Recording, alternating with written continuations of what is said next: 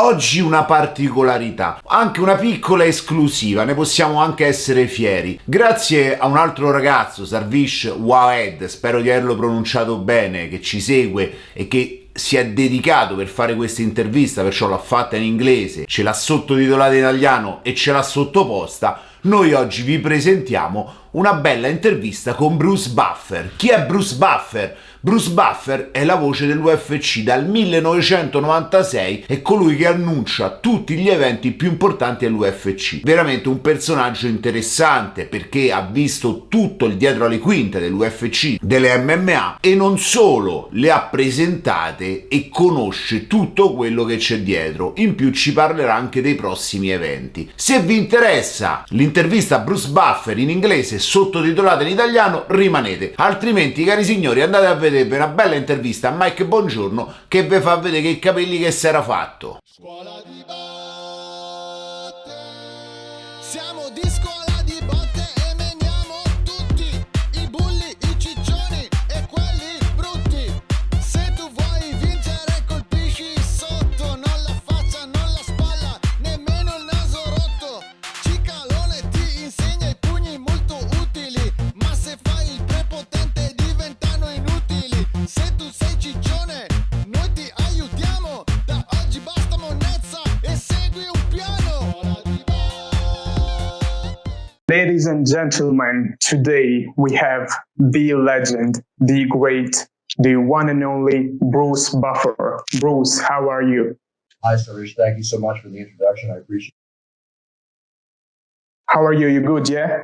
Yeah, very good. In this COVID environment in which we live, doing everything you Yeah. hard and staying happy. Yeah, I wanted to ask you about the COVID-19 in USA, because here in Italy, obviously, the things are getting worse and worse. And I would like to ask you about USA and how was the lockdown and the quarantine for you? Lockdown and the quarantine for me is basically, I have locked down, people have locked down. What we're dealing with here is that the state by states are making these decisions because unlike in Italy, I think when your government says something, the entire country does it. Right? Well, yes, sometimes. As you can see and read about here in the United States, our leaders are not leading by example. Right. And as a result, we are going through turmoil in different areas, and we're going from the United States of America, in some people's opinions, to the divided States of America. And you read about it all the time. So here in California, the state governor has really set forth mandates, and we've done everything we can, and we're keeping control, but we're still spiking. Spiking in other areas too, and now with the flu season coming. Right.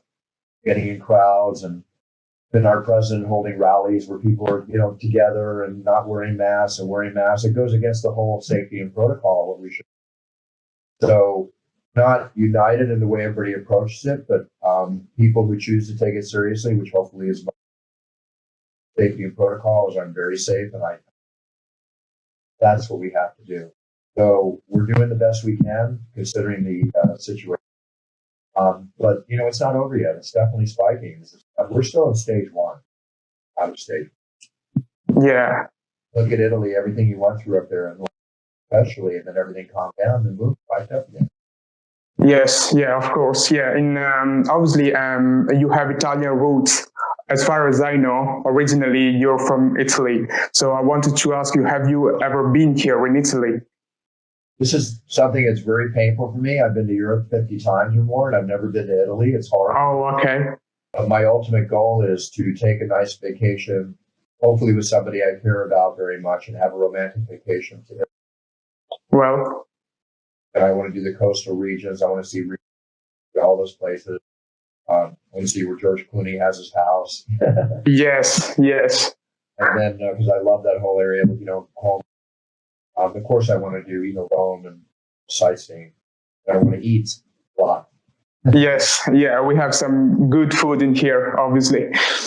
I wanted to ask you, how did you get into MMA and martial art? Because obviously here the Italian fans want to know about it, because you're famous for announcing fighters, but you've been a fighter as well.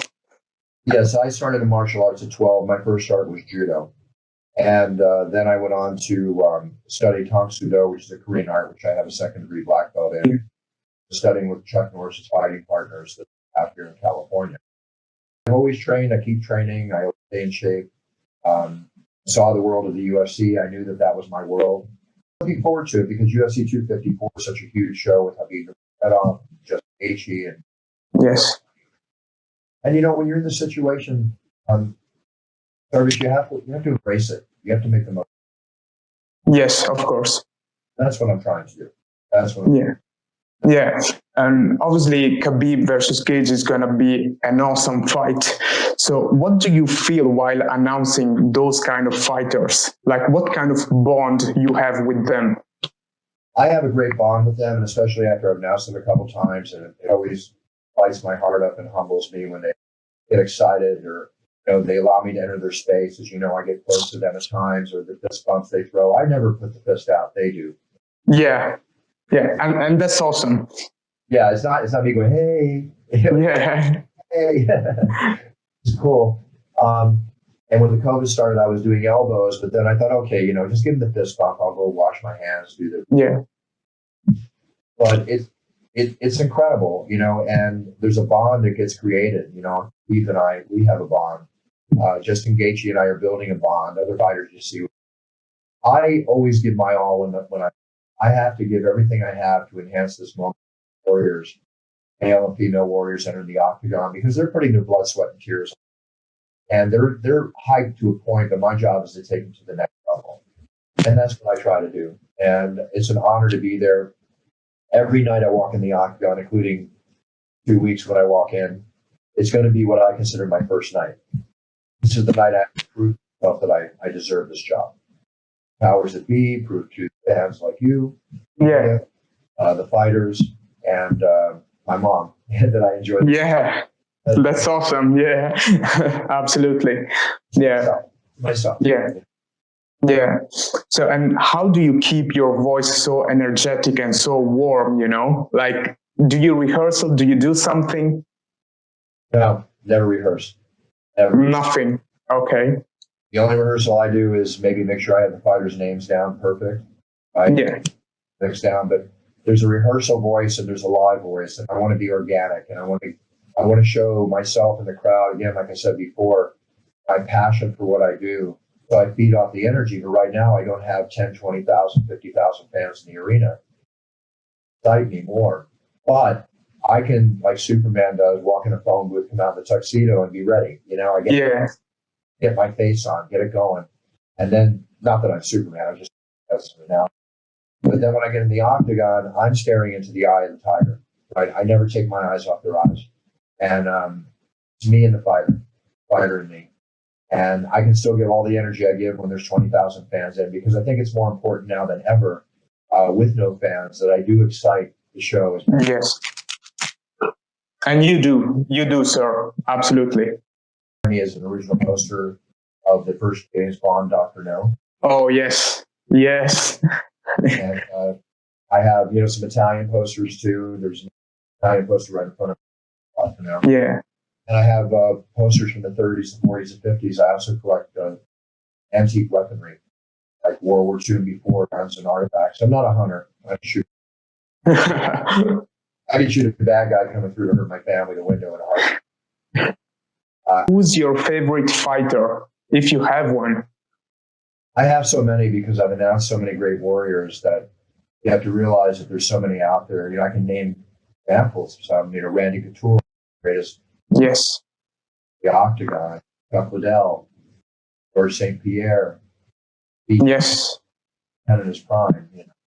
I can go on and on and on. And then you have these great fighters coming up, Israel Adesanya, Paulo Costa, even though he lost, he's one of my favorites. Yeah. Habib, question, an honor. Yeah. just so many great warriors. You know, I give them all their just due. I don't think it's fair for me to say that this Anderson Silva, you know, it's not fair for me to say that this one's the great. Yes. Are a few goats, I would say. Yes. Fans are so great. They love the sport so much. I want to give back, and we give partial proceeds to charities, military, animal, and children. But you know, the thank you notes we get from fans all around the world, including Italy, that order the productions, video or audio. Just, it's amazing how great the UFC fans are. They live a UFC lifestyle, and I like to give back as much as I can to them. And you know, it's all part of it.